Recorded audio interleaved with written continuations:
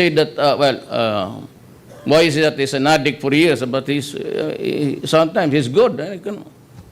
Well, you should take a look, I said, about the report of the World Health Organization.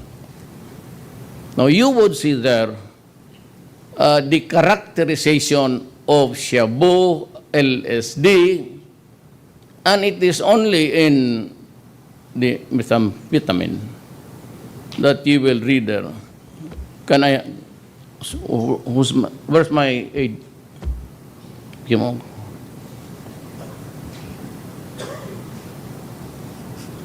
Yung sa United Nations?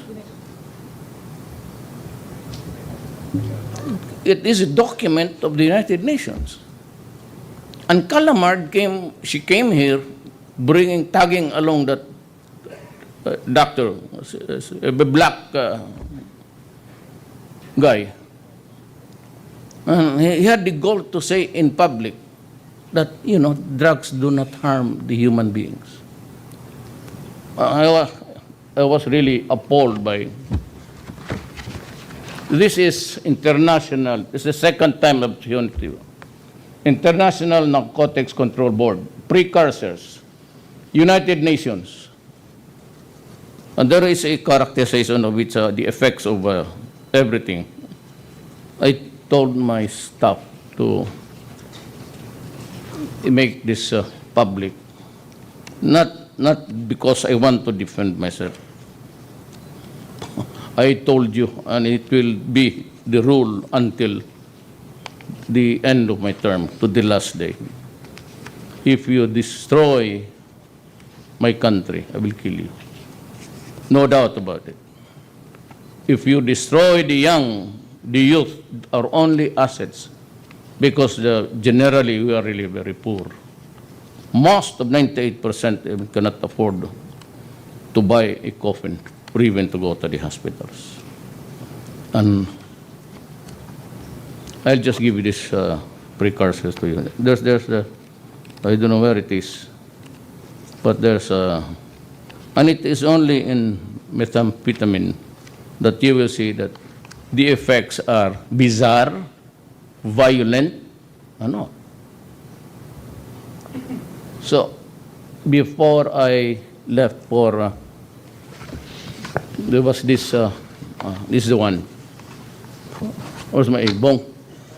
Nagpagbuhat ka na, bigyan mo sila. There was this bizarre guy who decapitated his wife. And he went out of his house shouting, "Do not worry, I have killed Duterte." Look at the description of all others seems to be okay, except that there's just an impact on the body, but it's not so frightening. But shabu, because pangita ato litrato, pangita ara tong mga pictures. Harato you gave me one that was already opened. Here. My aide is from the army, and she's the one bringing this all the time. Cannabis. Well, cannabis is, in the effect, cannabis smoke contains 50% more tar than the high tar cigarettes, which puts users at an increased risk of lung cancer and other respiratory diseases. Good for you. You want that, then you smoke cannabis. So with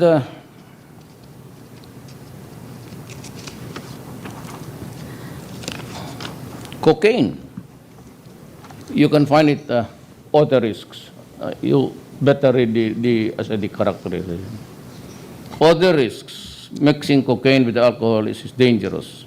Cocktail, and can greatly increase the chances of sudden death. Well, if you are the one dying suddenly, good for you and good for mankind. Ecstasy. Ecstasy, tablets or pills that are sold as ecstasy may contain other potentially dangerous substances which can vary widely in strength and effects. Do you remember now the case of those 4 guys who had a drinking spree inside Pasay City Entertainment? 4 of them suffered heart attacks. And the police told me that during the forensics, ang heart niya tripled bumuka. Those are, as I said, this characterization. Heroin. Other risks, users risk overdosing on heroin, which can lead to coma and death through respiratory. This is very popular among Hollywood stars.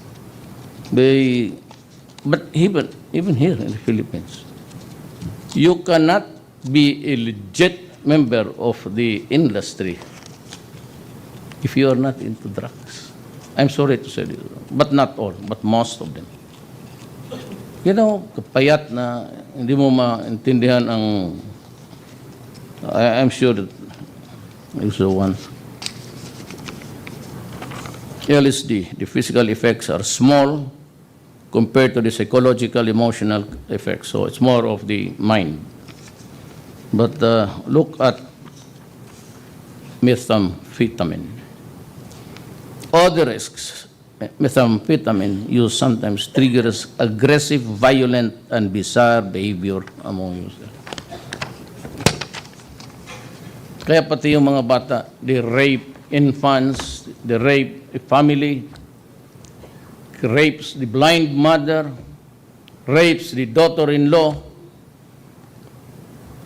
molested the 14-year-old daughter, and stabbed to death a 1-year-old guy. If you are the president, would you be comfortable with this? And you're confronted every day.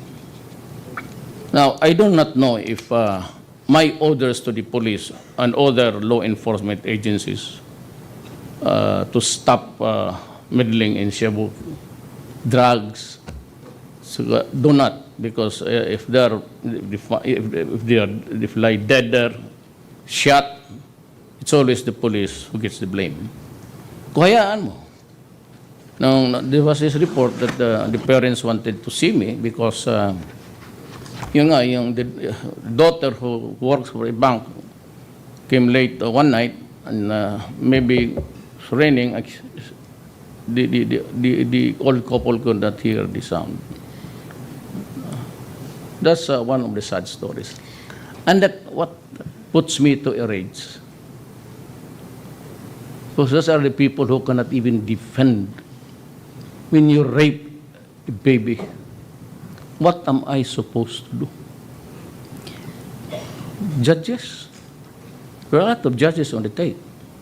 Fiscals. There's one idiot there. He's been prosecuting cases 1,000 and no conviction. And so also for the judge. I can review it, but I am warning everybody.